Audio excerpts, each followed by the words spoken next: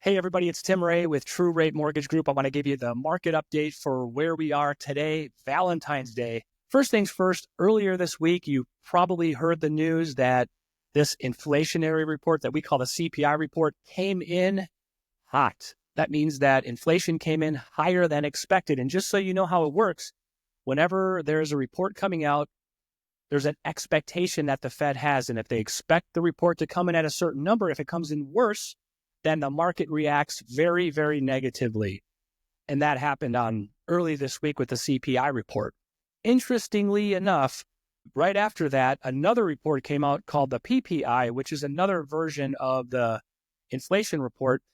This report came back a little bit better. And what's interesting is the CPI report made the market lose like 30 basis points right away.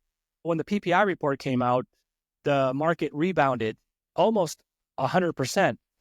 This is interesting to note because, as you may know, inflation and jobs and all of these reports, they tell the Fed what to do with our overnight rates. But more importantly, they tell investors what to do. Investors really move the market. The Fed is the sledgehammer that makes decisions on our rates. But what really drives our market is investments in our market and selling that happens within our market, our bond market. What's interesting is when the CPI report came out, the market sort of tanked. It was kind of a bad day, and there were a ton of headlines. I read headlines on the New York Post. I've read headlines at all these different websites and news channels saying, looks like we're not going to get another rate cut this year based on this report.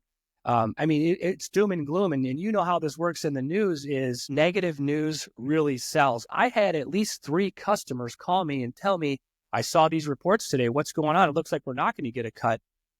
If you go back to last year, September, October, you remember talking 2025 was going to be a year where we were going to get, 4 or 5 rate cuts. Well, the whole world thought that. The economists thought that. Even our Fed chair, Jerome Powell, was hinting towards 4 or 5 rate cuts early in the year. We all saw what happened in December when Jerome Powell made the announcement, hey, the sentiment has changed. I don't know what we're going to do. Maybe 2 cuts are likely in 2025. So they shifted real quickly out of the blue. Nobody saw it coming. Well, then you had what happened this week, and it was kind of a double whammy. Like, okay, December looked bad, and oh crap, here we go again.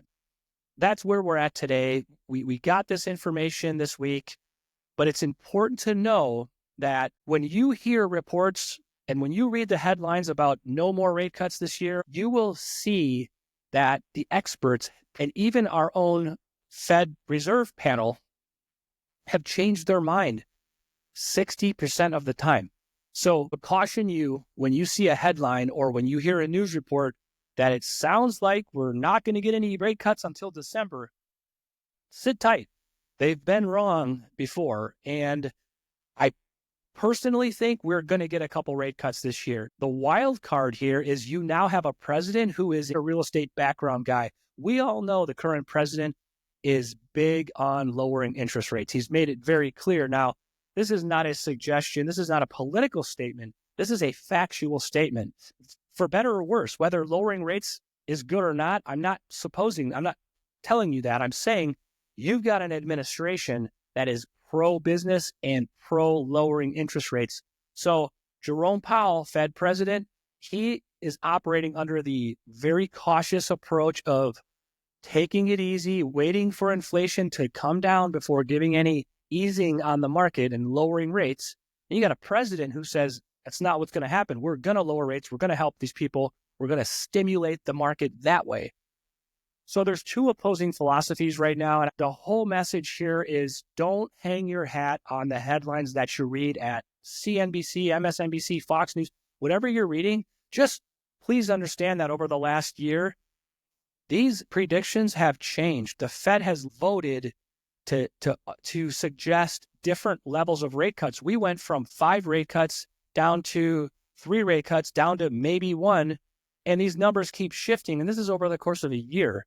So take it back to how it applies to us all in the buyer's market. And if you are a buyer or a seller, don't make your decisions fully off of trusting these economists and these experts that you read about in the news. Unfortunately, they are opinion makers. And they are not held to any accountability. So when they're wrong, we can't go back and say, hey, you said this. That doesn't happen in the world of economics on the bond market. The only real accountability are the investors to each other. And that is a world that we probably are not privy to. So if you're looking to buy right now or sell right now, I'm not suggesting you do one or the other. I'm saying don't make your decisions fully based off of what you're hearing in the headlines, based off of inflation and the jobs and where rates are supposed to go this year.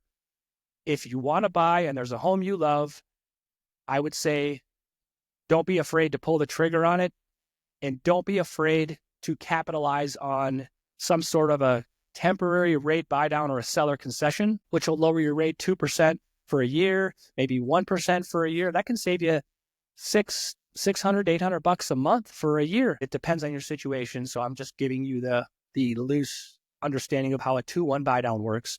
But you have options, and play the market wisely, but don't play it based off of 100% what you read in the headlines, because they're not always accurate.